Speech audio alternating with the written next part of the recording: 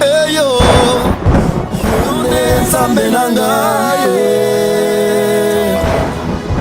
wamulwe yo.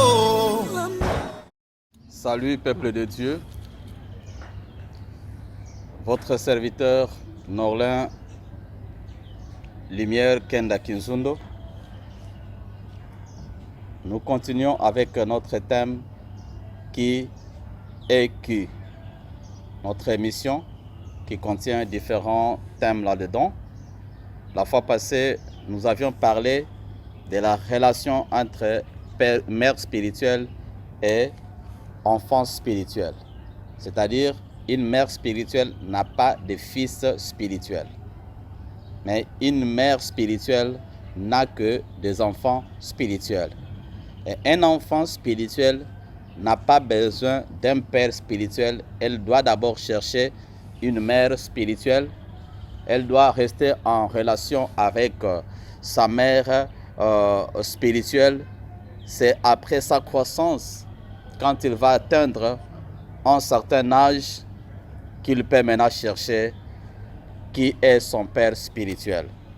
Et nous avions dit, dans nos pays, parfois, pour atteindre la maturité, pour que tu sois appelé majeur, il faut soit atteindre l'âge de 17 ans, l'âge de 18 ans. Mais en Israël, selon leur tradition, la Bible dit qu'il faut atteindre l'âge de 12 ans. Donc la tradition juive permettait aux enfants de rester entre les mains des mères jusqu'à l'âge de 12 ans. C'est à partir de 12 ans que l'enfant peut maintenant chercher son père spirituel. Alors, bien-aimés, nous sommes en train de parler de tuteurs spirituels. Qui est-ce qu'on peut appeler tuteur spirituel? Parce que c'est ça le sous-thème que nous allons développer aujourd'hui. Nous avions dit ceci, que l'enfant qui est né, il doit commencer à téter le mamelle de sa mère, c'est-à-dire les paroles élémentaires de la doctrine chrétienne, afin qu'il apprenne comment se repentir. Et je voudrais insister ici que la repentance n'est pas la nourriture des fils, mais la repentance, c'est la nourriture des bébés spirituels, des enfants spirituels. Alors il ne faut pas te faire appeler serviteur ou servant de Dieu au moment où, pour arrêter avec la vie du péché, il faut qu'on puisse insister. Ça, ce n'est pas la vie d'un fils spirituel. Un fils spirituel, c'est une personne qui a déjà dépassé cette vie-là, qui est en train de chercher des choses parfaites, qui est en train de viser la perfection dans le monde de la divinité. Ce n'est pas une personne à qui on doit lui apprendre comment éviter l'impudicité, comment refuser les mensonges. Si tu es encore dans cette vie-là, et même dans nos cultes, tu attends qu'on puisse donner des requêtes, nous allons nous repentir, nous allons faire ceci pour que tu puisses bien prier. Et quand on n'a pas donné une telle requête, tu vas te dire non, aujourd'hui on n'a pas bien prié parce qu'on n'a pas donné la requête de la repentance. Là, tu es encore un bébé spirituel. Tu n'es pas digne d'être appelé fils spirituel. Donc un fils a besoin de ces petits repas-là de la repentance. On doit lui apprendre qu'est-ce que la foi, on doit lui apprendre qu'est-ce que l'imposition des mains, qu'est-ce que le baptême. Ça, c'est la vie des enfants, c'est la nourriture des enfants, c'est ça les laits maternels. Mais quand l'enfant est déjà né, il ne peut pas rester seulement au niveau de prendre le lait. L'enfant doit commencer à croître. Alors quand l'enfant est en train de croître, il aura besoin des autres personnes qui vont l'aider à atteindre les niveaux du père spirituel, du fils, afin qu'il trouve son vrai père spirituel. Alors, la personne qui doit recevoir cet enfant-là après être né dans la maison de Dieu s'appelle tuteur spirituel. Dans le monde naturel, on appelait quelqu'un tuteur, en grec c'est épitropos. Un tuteur, c'est un épitropos. Le terme épitropos signifie celui à qui on a donné la responsabilité de prendre soin de quelqu'un, d'un enfant. On a donné la responsabilité de prendre soin d'un enfant ou bien des enfants quelque part qui sont restés orphelins sans père, cette personne-là est appelée épitropos, c'est un tuteur. Et on peut aussi l'appeler gardien, on peut l'appeler manager, c'est-à-dire un manager ou un gardien des enfants à l'absence de leur père ou à la mort de leur père. Si le père n'est pas là, alors l'épitropos peut prendre la responsabilité de gérer cet enfant-là. Donc dans le monde spirituel, quand l'enfant est né de nouveau, il entre dans la maison, il est encore étranger à ce qui concerne le monde spirituel. Il ne comprend rien. Quand on parle de la prière, il ne comprend rien. Quand on parle des enseignements, il ne comprend rien. Quand on parle des protocoles, il ne comprend rien. Quand on parle de l'intercession, il ne comprend rien. Quand on parle des gagnants d'âme, il ne comprend rien. Quand on parle de la musique chrétienne, des cantiques spirituels, ce sont des expressions qui sont étranges pour lui. Il ne comprend encore rien. Alors une telle personne a besoin d'un tuteur ou des tuteurs pour l'aider dans ces domaines-là. C'est-à-dire dans le monde naturel ou bien en Israël, un tuteur était peut-être un membre de famille, un serviteur de son père, un mari à sa mère ou une quelconque personne à qui on a donné la responsabilité de cet enfant-là. Ça s'est passé comme ça en Israël. Pour que quelqu'un soit tuteur ou épitropos, il faut que cette personne soit un membre de famille, c'est-à-dire la famille de son père ou la famille de sa mère. Ça peut être quelqu'un qui est un serviteur dans la maison de son père et quand le père meurt, l'enfant reste sans maturité, il est encore irresponsable, il ne peut pas hériter le bien de son père. À ce moment-là, on va donner la charge au tuteur et c'est le tuteur qui va commencer à gérer tous ses biens jusqu'à ce que l'enfant va atteindre la maturité. Voilà pourquoi Paul dit ceci dans le livre des Galates, chapitre 4, verset 1 à 2. Il dit, « Or, aussi longtemps que l'héritier est encore enfant, j'ai dit qu'il ne diffère en rien d'un esclave, quoiqu'il soit le maître de tout, mais il est sous des tuteurs et des administrateurs jusqu'au temps marqué par le Père. » Vous voyez maintenant les étapes ici. Il est héritier, mais jusqu'à ce niveau, il est encore enfant. Il est encore bébé. Il est encore immature. Alors, qu'est-ce que la Bible dit? En Israël, qu'est-ce qu'on faisait? On prenait l'enfant et on le mettait sous la garde des tuteurs et des administrateurs jusqu'au temps marqué par son père. C'est-à-dire, si le père a dit que cet enfant deviendra héritier à l'âge de 12 ans, il va prendre ses biens à l'âge de 15 ans, de 20 ans, c'est à ce temps-là qu'on peut lui remettre ses biens. Ça peut être établi même dans un testament quelque part. Mais tant qu'il est encore enfant, même si tous ces biens-là lui appartiennent, il va vivre comme un esclave.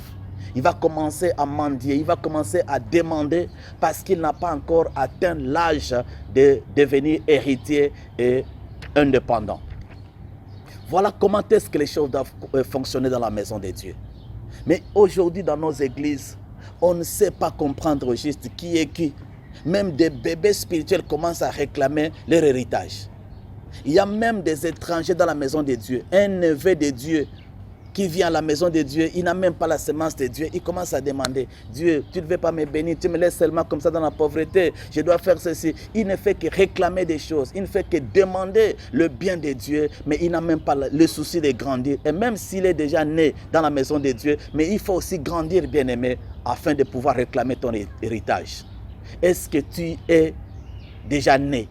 Si tu es né, est-ce que tu es déjà préparé pour grandir et atteindre une certaine maturité dans ta vie, maturité spirituelle bien sûr. Alors, nous allons prendre quelques exemples de tuteurs dans la Bible, afin que vous puissiez comprendre le sens d'un tuteur. Nous allons commencer avec Abraham. Abraham avait récupéré le fils de son frère qui s'appelait Lot. à la mort de son frère, Lot est resté enfant. Il n'était pas encore responsable. Il était encore immature. Alors Abraham s'était dit, je ne peux pas laisser le fils de mon frère en train de souffrir.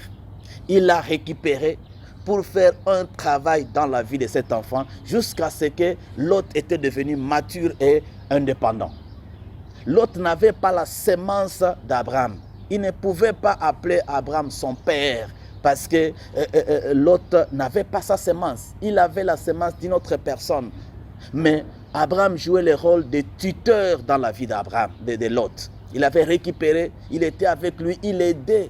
C'est-à-dire un épitropos, c'est quelqu'un à qui est donné la responsabilité de prendre soin d'une autre personne. Et il y a beaucoup de domaines.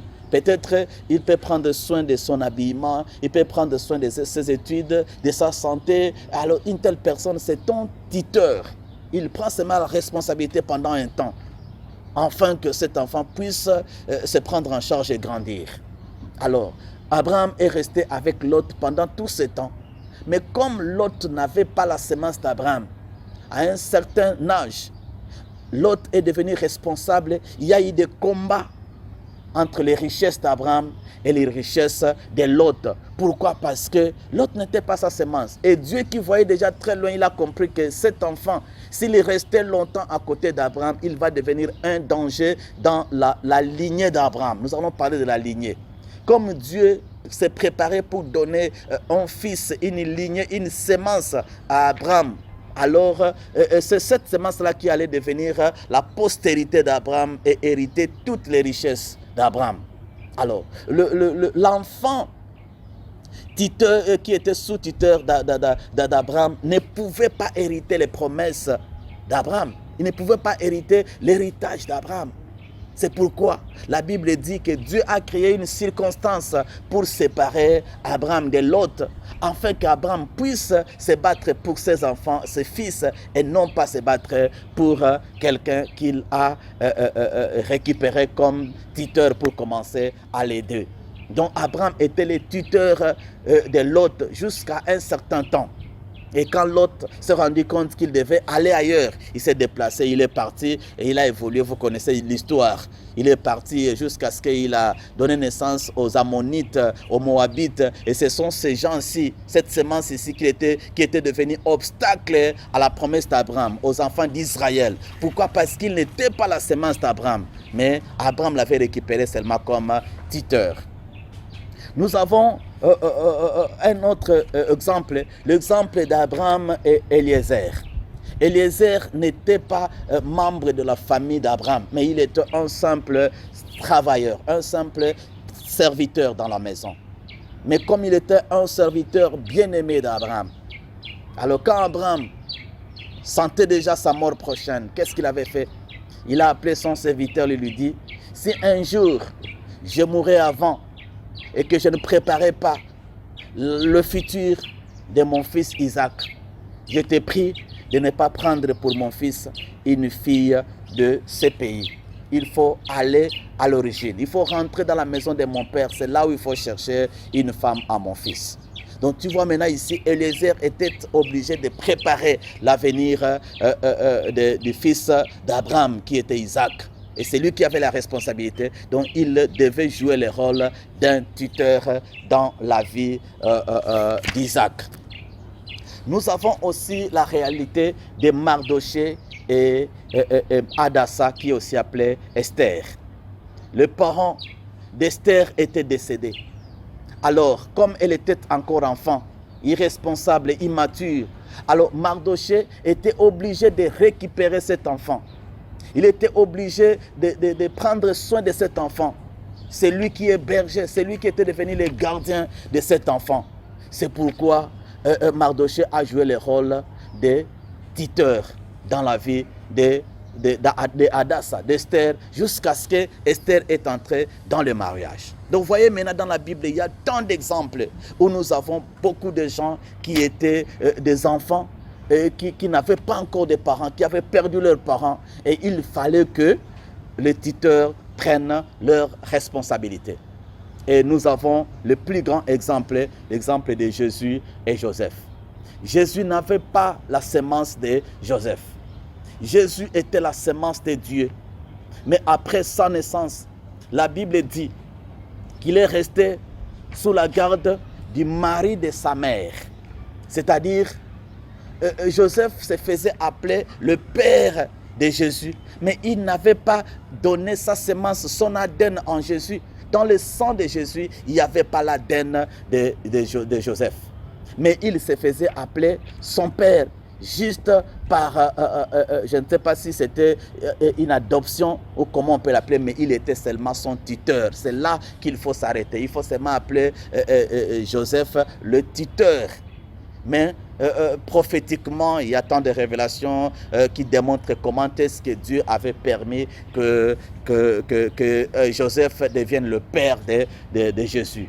Mais en réalité, Jésus n'était pas le fils de Joseph, parce qu'il n'avait pas son ADN. Il avait l'ADN de Dieu.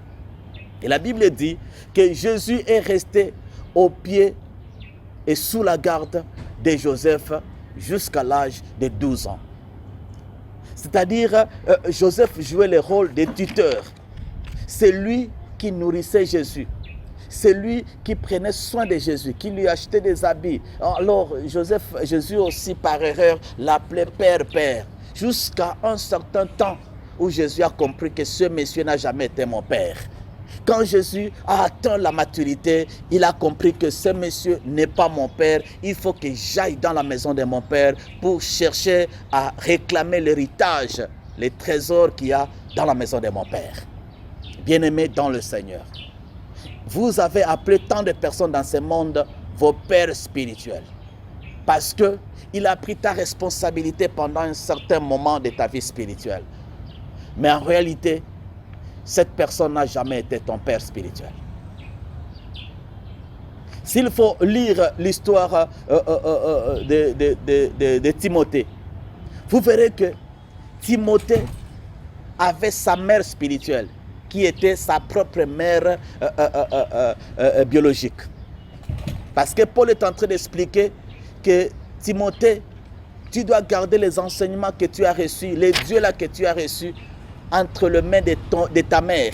Sa mère Eunice, qui était sa propre mère biologique, et sa grand-mère Loïs. Loïs était sa grand-mère. Elle était versée dans les choses de Dieu. Elle craignait le Seigneur.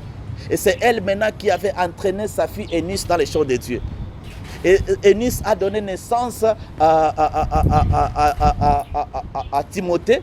Et Timothée maintenant était né de nouveau. Il s'était converti à travers sa mère. Alors Timothée pouvait facilement appeler sa mère biologique que c'était aussi sa mère spirituelle, parce que c'est elle qui l'avait conduit au Seigneur.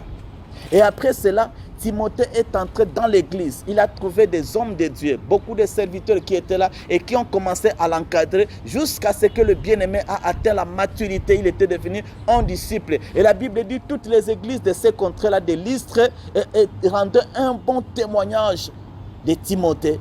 Il parlait en bien de Timothée, comment il était versé dans les choses de Dieu, comment il servait Dieu, comment il était vraiment engagé dans le service de Dieu. Mais jusqu'à ce niveau-là, bien-aimé, Timothée n'avait pas encore rencontré son père spirituel. Timothée était encore un disciple sous la garde des tuteurs et des administrateurs. Il était là, géré par ces gens-là. Ce n'est pas parce que tu prêches bien, ce n'est pas parce que tu modères, ce n'est pas parce que tu as l'intercession que celui qui te gère là-bas devient automatiquement ton père spirituel. Ce sont des erreurs qu'il faut arrêter, qu'il faut éviter dans notre vie spirituelle. Bien-aimés, nous devons fournir tant d'efforts pour comprendre ces choses. Je me bats pour que les chrétiens puissent comprendre. Les chrétiens congolais, les chrétiens africains, les chrétiens américains, les chrétiens européens, que vous compreniez, bien-aimés, ces choses. Que tout celui qui t'aide à comprendre les choses spirituelles n'est pas automatiquement ton père spirituel. Vous aviez eu assez de temps de comprendre ce que c'est une mère spirituelle. Mais maintenant, je voudrais que vous puissiez comprendre ce que c'est un tuteur spirituel. Un tuteur spirituel, c'est quelqu'un qui t'oriente dans un domaine donné quand tu arrives dans l'église ou bien dans le monde de Dieu. Peut-être quand tu reçois Jésus, à un certain niveau, il y a quelqu'un qui t'orientent à recevoir Jésus. Mais après avoir reçu Jésus-Christ, tu dois rencontrer des personnes qui doivent t'aider dans les différents domaines de la vie spirituelle. Par exemple, à l'intercession. Une personne, ok bien-aimé, je disais ceci, que quand tu es né de nouveau, à travers ta mère spirituelle, maintenant tu deviens membre d'une église. Ta mère spirituelle va aller te laisser dans une maison, assemblée de Dieu. Dans cette maison, l'assemblée de Dieu, tu vas trouver des aînés, des personnes déjà affermies, qui doivent t'encadrer dans les différents domaines. Tu sens en toi le souci d'apprendre la vie de prière. Et tu seras par exemple inséré à l'intercession. Maintenant, quand tu entres à l'intercession, on va commencer à t'enseigner des choses, comment il faut prier. Le chef de l'intercession que tu vas trouver là-bas, il ne va pas automatiquement devenir ton père spirituel parce qu'il t'a enseigné comment prier. Il peut t'aider avec une vie de prière et tu commences à intercéder. Tu deviens un intercesseur puissant. Tu te donnes aux choses de Dieu. Cette personne-là n'est pas ton père spirituel, mais il faut l'appeler mon tuteur spirituel. Est-ce que quelqu'un peut dire amen, bien-aimé? Cette personne-là est ton tuteur spirituel. Tu peux peut-être avoir l'envie de chanter et tu trouves des aînés à la chorale, dans un groupe musical qui t'enseignent comment il faut adorer, comment il faut faire ceci. Ils t'enseignent des domaines. Ce sont des gens qui pourvoient dans ta vie spirituelle dans ces domaines-là, de la musique ou de l'adoration. Cette personne qui t'a entraîné, qui t'a encadré dans un domaine quelconque, c'est ton tuteur spirituel parce qu'il a pourvu à tes besoins spirituels quelque part. Tu peux peut-être avoir besoin d'apprendre la modération. Il y a une personne qui va t'enseigner comment modérer et après tu commences à modérer. C'est un tuteur spirituel qui t'a appris à modérer. Tu as besoin de commencer à gagner les âmes. Il y a des aînés, tu es comme un novice. Mais il y a des aînés quelque part qui t'apprennent comment il faut gagner les âmes. Vous sortez ensemble avec eux, ils t'enseignent comment il faut gagner l'âme, comment il faut faire. Cette personne qui t'a entraîné à gagner les âmes s'appelle ton tuteur spirituel dans le monde des gagneurs d'âmes. Alors il faut avoir le courage de présenter que celui-ci, c'est mon tuteur spirituel. Il m'a encadré à l'intercession par exemple. Il m'a encadré dans le service des gagneurs d'âmes. C'est mon tuteur spirituel, il m'a encadré dans la vie des prières. C'est lui qui m'avait formé à devenir modérateur. C'est lui qui m'avait formé à devenir interprète. C'est lui qui m'avait formé à faire ceci ou cela. Donc il y a beaucoup de départements dans le monde de Dieu. C'est lui qui m'a appris à lire la Bible de Dieu, qui m'a appris à lire les Écritures saintes. Les Écritures saintes plutôt. Alors une personne qui t'a encadré à comprendre les Écrits saints, qui t'a fait plonger dans ce monde-là pour que tu puisses comprendre. Et tu vois, la Bible a autant de livres, comment il faut lire, qu'est-ce qu'un chapitre, qu'est-ce qu'un verset, ainsi de suite. Alors tu auras quand même une image claire de la Bible, à commencer par le livre de Genèse jusqu'à l'Apocalypse. Cette personne-là qui t'a aidé, c'est un tuteur spirituel. Désormais, bien-aimés, arrêtons d'appeler tout le monde père spirituel. Mais le père a son travail. Nous sommes en train d'expliquer toutes ces choses. Nous sommes en train d'éclairer ces choses afin que quand nous allons parler de père spirituel, que tu aies la capacité de comprendre qui est réellement ton père spirituel. Tu peux commencer à bien prêcher l'évangile.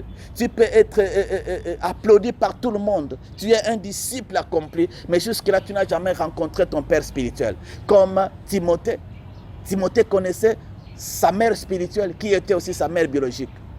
Timothée avait connu des encadreurs spirituels qui étaient avec lui au sein de l'église et qui rendaient de lui un bon témoignage. Ce n'était pas seulement l'église, mais la Bible dit les églises de Lystre et de Cécie rendaient de lui un bon témoignage. C'est-à-dire il y avait beaucoup d'églises qui avaient découvert la grâce de Timothée et qui parlait de lui partout. Non, ces jeunes-là, il sait comment prêcher, il sait comment servir le Seigneur. Il fait vraiment un bon travail dans le monde de Dieu. Il est affermi dans les Écritures. Il fait ceci, il modère bien. Tout le monde rendait de lui un bon témoignage.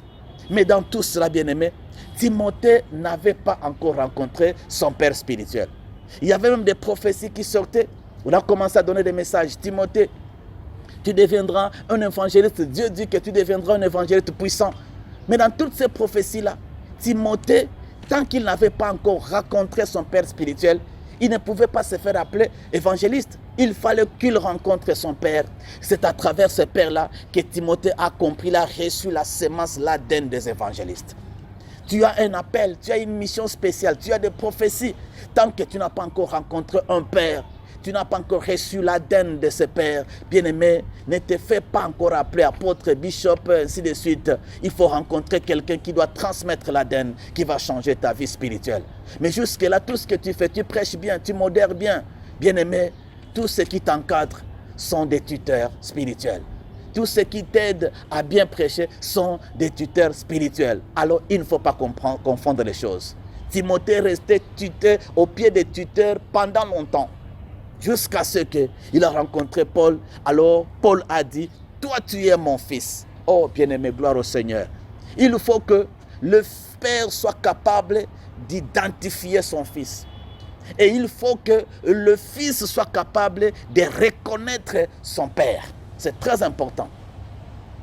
N'appelle pas tout le monde père. Mais aujourd'hui, peut-être tout le monde que tu appelles, c'est pourquoi tu changes de père. Pourquoi? Parce que tous ces gens-là que tu appelles père, ce ne sont que des tuteurs. Ils ont fait un petit travail dans ta vie et tu les appelles père. Et parfois, ils se sont imposés. Ça, c'est mon fils. Non, c'est bien-aimé-là qui t'a appris à prier, qui t'a appris à lire la Bible, qui t'a appris à évangéliser, n'est pas ton père spirituel. Appelle-le tuteur spirituel. Est-ce que tu peux répéter après moi, tuteur spirituel? Ce monsieur-là, ce pasteur-là, c'est ton tuteur spirituel.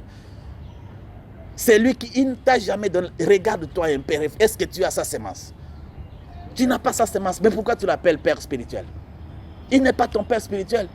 Et toi, père spirituel stérile, tu as une grande église, mais tu n'as pas de semence. Bien-aimé, tout ce que tu es en train de diriger, tu es en train de les former, tu les enseignes seulement comment lire la Bible. Tu es leur tuteur spirituel. Ils n'ont jamais reçu ta semence. Tu es en train d'encadrer seulement des disciples qui sont là et tu es leur tuteur spirituel. Alors tu dois te battre à chercher la semence, à demander la semence. Comme Dieu avait dit à David, je te bâtirai une maison, je te donnerai une semence qui créera une lignée spirituelle. Jusqu'aujourd'hui, tu n'as pas encore cette semence. Mais aujourd'hui, tu n'es qu'un simple tuteur. Et toi, bien-aimé qui es déjà né de nouveau, tu es entouré de tuteurs dans ton église, dans ta communauté, qui sont en train de t'aider. Tu as changé, tu pars d'une église à une autre, tu ne fais que rencontrer des tuteurs, alors tu as besoin peut-être d'un père spirituel. Il faut chercher une occasion pour qu'on puisse se parler, bien-aimé, afin qu'on puisse bien éclairer ton appel. Peut-être tu le vois dans tes songes, Dieu te parle, tu reçois des prophéties, mais tu ne sais pas encore comment rencontrer ton père spirituel. Je n'ai pas besoin d'appeler tout le monde mes fils spirituels. Je n'invite pas tout le monde à devenir mes fils spirituels, mais je voudrais que tu puisses chercher ton vrai père spirituel. Mais celui que tu appelles aujourd'hui père spirituel n'est pas ton père. C'est pourquoi tu vois même ta façon